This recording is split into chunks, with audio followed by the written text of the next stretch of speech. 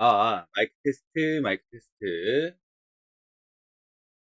마이크 테스트 중입니다. 자, 오늘은 네, 그나마 코스피가 살짝 반등을 해주긴 했는데 상황이 좋은 상황은 아니죠. 그래서 왜 이래요? 자, 박스권 전저점 깨졌고, 그쵸? 여기서 깨졌죠. 깨지고 저는 한 종목 손절을 했고, 그쵸? 한 종목 손절을 했고, 지금 뭐 삼형무역도 좀 살 생각이 있었는데 이게 좀 약해서 좀 지켜보고 있는 상황이에요. 근데 뭐 그래도 좀 올라옵니다. 네, 좀 올라오고 있는 상황이고, 어쨌든 메인이라고 볼 수 있던 반도체가 좀 빠진 거죠. 그쵸? 자, 앞으로 어떻게 될까요? 어쨌든 물량을 던졌어요. 그쵸? 물량을 던진 상황이고, 대부분 기관들 물량들이 꽤 많이 나왔습니다.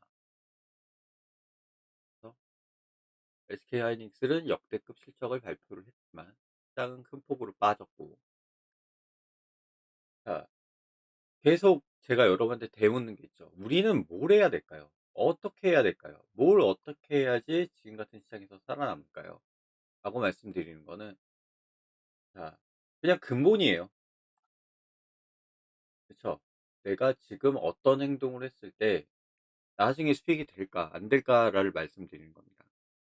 자, 빠지는 와중인데 뭘 하느냐라고 생각할 수도 있습니다. 이 빠지는 와중에 살 만한 것도 있을 수는 있어요. 근데 아직 저는 우리방 회원님들이 좀 접근하기는 좀 힘들 거라고 봅니다. 왜냐? 이렇게 빠지는 와중에 크게 빠진 종목들을 좀 매수를 들어가면 나중에 올라가는데 시간이 걸립니다. 제가 여러분한테 계속 말씀드리는 것들은 대부분 시간이 걸린다고 말씀드리는 거예요. 그래서 제가 전력주들, 그 전력 뭐 주변 기기들, 그런 주식들을 좀 많이 말씀드렸죠. 주가가 좀 많이 빠질 때, 이런 식으로 좀 많이 빠졌을 때 매수 들어가는 것도 하나의 방법이기도 합니다. 그렇지만 시장이 계속 밀릴 걸 감안을 해야 된다는 얘기죠. 원래는 또 이런 얘기를 할까 말까 하다가 지금 말씀을 드리는 거기도 하지만, 시장은 계속 하락할 겁니다. 네, 계속 하락할 거고, 메인이 빠졌으니 서브 물량들도 빠지겠죠. 메인 물량이 반도체 물량이라면 서브 물량들 뭐예요? 소부장, 네, 이런 애들도 빠지겠죠. 이런 애들 빠질 겁니다. 그럼 전체 서브 물량도 빠진다는 얘기죠. 그러면 어떻게 될까요? 시장은 큰 폭으로 하락을 할 가능성이 계속 있습니다. 이제 바닥 아니냐, 이만큼 빠졌으면 적당히 빠진 거 아니냐, 근데 뭐 5천에서 6천 네가 말한 대로 지금 되지 않았느냐. 맞아요. 근데 폭은 아직 평균이 이렇다는 얘기지 폭이 어떻게 나올지 모릅니다. 그래서 이제 빠지게 된다면 뭐가 돼요? 그래서 많이 빠지게 된다면 좀 장기로 끌고 갈 수 있는 종목들의, 네, 매수가 나올 수 있습니다. 근데 장기로 어떻게 끌고 갈 거냐? 그걸 생각을 해야죠. 장기 물량들을 제가 좀 장기 물량이래요. 장기 종목들을 좀 제가 확인을 해서 여러분들한테 좀 알려드릴까도 생각 중인데 시간이 좀 걸립니다. 왜냐하면 지금 당장은 뭐가 돼요? 얘네가 이렇게 빠져버린 상황이죠. 빠져버린 상황이기 때문에 앞으로 어떻게, 네, 대응을 해야 될지 그것도 되게 어려워요, 여러분. 아, 저는 여러분한테 맨날 말씀드리는 게 뭐예요? 그쵸? 당장 시장이 치고 올라가거나 추세가 좋은 상황이 아닌 이상은 뭐가 되는 거예요? 모아가자는 얘기도 좀 많이 합니다. 예전에도 좀 많이 말씀드렸어요. 그런데 재수가 없으면 어떻게 돼요? 우리는 기억하시는 분들도 있을 수 있지만 미중무역 전쟁, 일본 수출 규제, 그리고 코로나입니다. 우리는 모아가는 예전에 모아가는 시기였죠. 이 시기 때 뭐가 됐어요. 그쵸. 좀 시간이 오래 걸렸죠. 자, 밑으로 빠지고 나서 이게 위에 거였군요. 빠지고 나서 생각을 한번 해 보세요. 자, 어땠죠? 제가 뭐라고 말씀드렸어요? 2021년 8월 달부터 빠집니다. 상황은 되게 심각해질 겁니다라고 말씀드렸죠. 쭉 밀렸고 2차 전지 관련주들이 그나마 좀 올라왔죠. 여기서도 그렇고 배터리 아저씨가 유명했던 때죠. 유행이었죠, 배터리 아저씨가. 그 이후로 무너집니다. 무너집니다. 올라옵니다. 어떻게 해야겠어요? 이때 샀어야지 이 생각을 하시겠지만 제가 지금 말씀드린 건 지금 밀리고 있는 편을 말씀. 이렇게 빠질 거냐? 아니에요. 이 정도로 빠지진 않을 겁니다. 이 정도로 빠지기에는 지금 시장이 그나마 수급은 있는 상태이기 때문에 앞으로 빠질 가능성도 있어요. 그렇지만 제가 말씀드리고 싶은 건 네, 현재는 그럴 가능성이 적다라는 겁니다. 지금 적정 위치에 있는 건 맞아요. 근데 뭐 갑자기 뭐 4천 까지 떨어질 수도 있고 그걸 말씀드려요. 자, 이럴 때 우리 뭐 했죠? 제가 계속 말씀드렸잖아요. 이렇게 모아가다가 2차 전지 관련주들만 좀 떠줬고 이후로 코로나로 무너졌죠. 그때 잠깐만요. 네. 코로나가 무너진 거 여기가 아니었죠? 잠깐만. 여기였죠. 제가 이게 2차 전지는 맞고 제가 위치를 잘못 봤습니다. 네. 여기였죠. 미중 수출 규제 뭐 미중 무역 전쟁부터 시작을 해서 일본 수출 규제 그다음 뭐가 되는 거예요? 코로나 터진 거예요. 근데 우리는 모아가는 타이밍이었어요 이때. 그래서 그러니까 매집했던 구간을 근거로 전체적으로 유동성이 줄어든 상황에서 모아가는 시대였어요. 그리고 바닥에 있는 거를 제대로 몰빵 들어가는 때가 여기였죠. 자, 수급들은 상승 수급들은 계속 바닥을 잡아주면서 상승을 시켜주진 않고 물량은 들어와 줬지만 움직여줬다는 얘기. 이게 지금 어 이 구간은 되게 늘어진 구간이긴 하지만 매수 들어온 구간은 완전 축소판이거든요. 그래서 띄워준 거잖아요. 그래서 말씀드리는 거예요. 지금 우리는 이거 어떻게 해야 돼요? 시장을 어떻게 봐야 돼요? 빠질 거고요. 빠지는 상황일 거고 어느 구간 안에서 분명히 예 매집이 좀 들어올 겁니다. 그 매집이 들어오는 그 구간에서 우리는 뭘 해야겠어요? 그리고 일시 그 매집 들어오는 구간에서 좀 벗어났을 때 뭘 해야겠어요? 매수를 들어가야 돼요. 그게 장기주 매수입니다. 이렇게 빠질 때 "야 뭘 사. 이거 더 이상 여기서 더 빠지면 어떡하려고 뭘 산다는 얘기냐." 자, 대형주, 장기주 위주 그리고 전력주들 그리고 그 주변 뭐 주변에 만드는 전압기, 전선 막 인제 그게 다 전력 관련주죠. 네. 그런 종목들을 많이 빠진 종목들 그리고 대형주 위주의 종목들을 좀 사가는 것도 하나의 방법입니다. 왜냐면 그 폭이 일시적으로 빠졌을 때 올라오는 그 폭이 어느 정도 좀 수익권으로 바뀌는 경우가 되게 많거든요. 아시겠죠? 그래서 제가 여러분한테 말씀드리는 건 대부분 뭐예요? 전 전력주 계속 말씀드립니다. 이게 큰 거예요, 여러분. 지진 얘기도 말씀드렸죠. 기후 얘기도 말씀드렸었고. 어? 지진, 기후. 요 근래 지금 뜨고 있는. 왜냐면 제가 뭐 불의 고리, 태평양 주변에 있는 불의 고리도 말씀드렸었고, 지진은 그것 때문에 일어날 가능성이 높다. 지금 열을 받고 있다. 지구가 지금 계속 열을 받고 있는 상황이고. 자, 인프라들이 만약에 지진에 의해서 무너진다면 제일 먼저 세워야 될 거는 전력들이 많이 있을 가능성이 높고. 그리고 앞으로 뭐예요? 그쵸. 에너지를 많이 쓰게 될 가능성이 높겠죠. 지금 당장 하나 얘기하자면 에어컨 여러분 많이 쓰시잖아요. 전 세계가 에어컨 없으면 살 수 없는 상황이 될 겁니다. 그럼 뭐예요? 전기, 에너지가 고루고루 그리고 도시가스도 있긴 합니다. 근데 우리나라는 도시가스가 있지만 다른 나라는 도시가스가 없어요. 그러면 전 세계에 두루두루 퍼져 있는 에너지망을 한번 한번 본다면 전기만한 게 없죠. 그쵸. 그래서 전기가 아마 뜰 가능성이 되게 높을 겁니다. 자, 뭐예요? 축척. 모아가는 거죠. 그쵸. 모아가는 배터리 얘기도 거기서 나온 거고요. 그래서 아마 그렇게 모아가는 그런 용도의 전기 관련돼 있는 뭐 에너지 엔솔이 있긴 하지만 LG 에너지 엔솔이 있긴 하지만 이제 그런 쪽으로 모아가는 애들이 생길 거예요. 그 엔솔도 지금 제가 말씀드린 종목들 중에 하나예요. 전력주들 했는데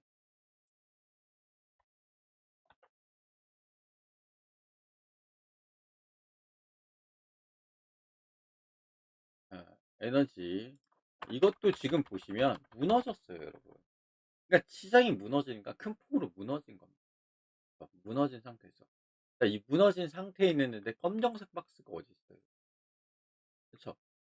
박스권 밑으로 밀린 거는 좀 안타까운 일입니다. 추세선으로 밀린 건 좀 안타까운 거예요. 올라오는 걸 본다면 추세를 보는 게 맞겠죠. 타이밍을 보고 파란 선 위로 올라가고 검정 박스권도 같이 붙어주면서 올라가는 그 상황이 맞을 텐데 네. 중간에 끊어서 죄송합니다. 네. 중간에 전화가 와서 끊었는데 자 어쨌든 밑으로 밀리는 상황이고요. 네. 자 여러분들이 생각했을 때 주가가 밀리잖아요.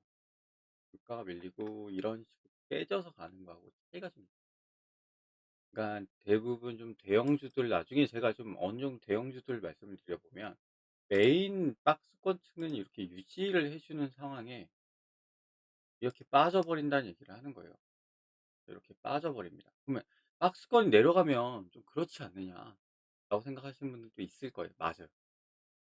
근데 기간이나 좀 얘네가 많이 모아온 구간을 좀 찾는다면 얘네 지금 일봉상으로 코스피죠. 주식으로 따져서 본다면 정도 6 이고 좋습니다.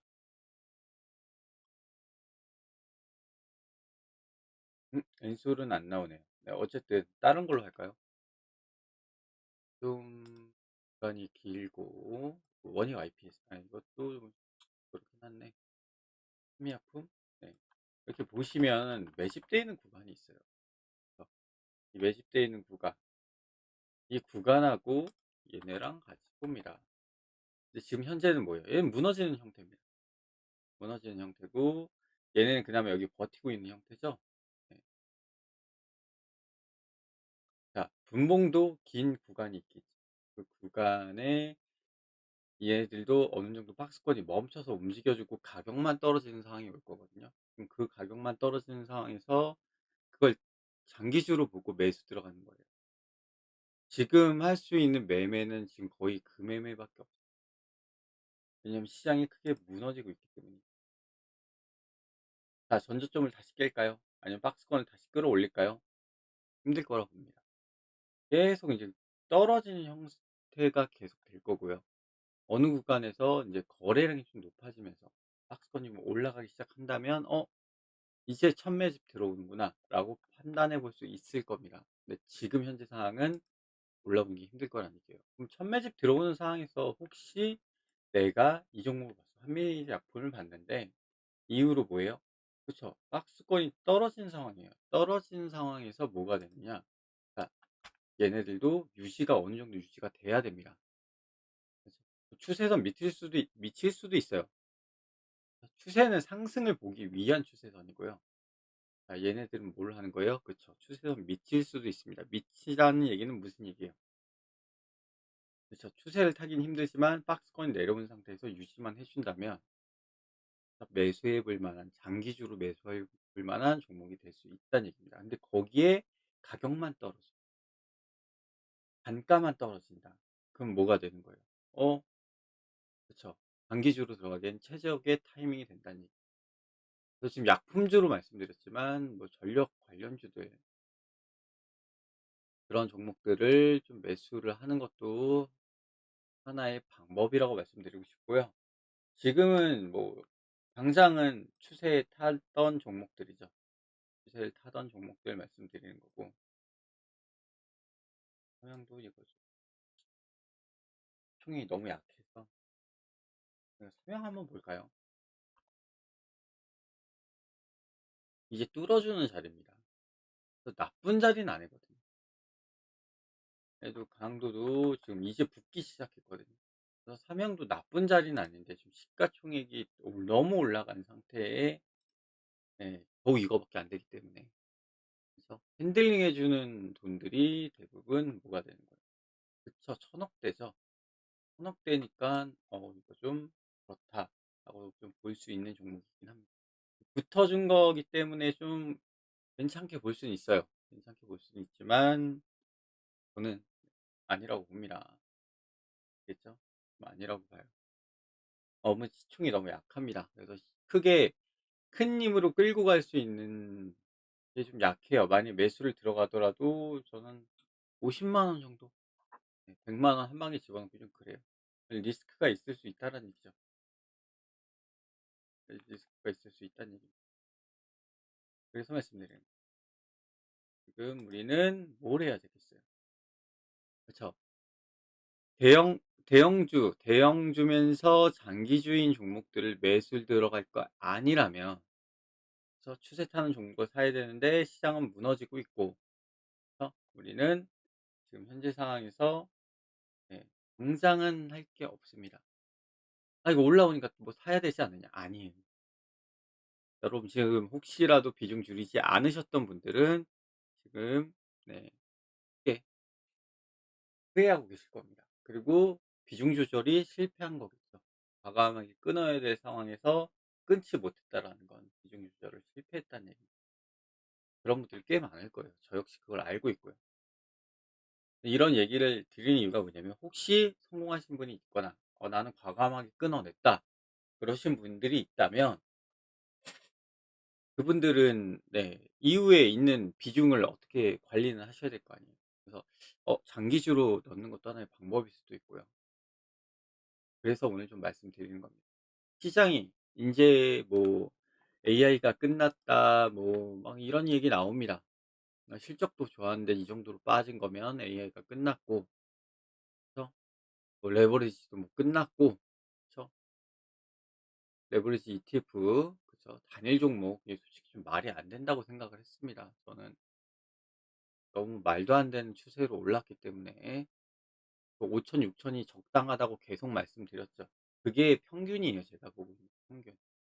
혹시 4천 라인 때까지 빠진다 그러면 생각을 해야 되는 거고요.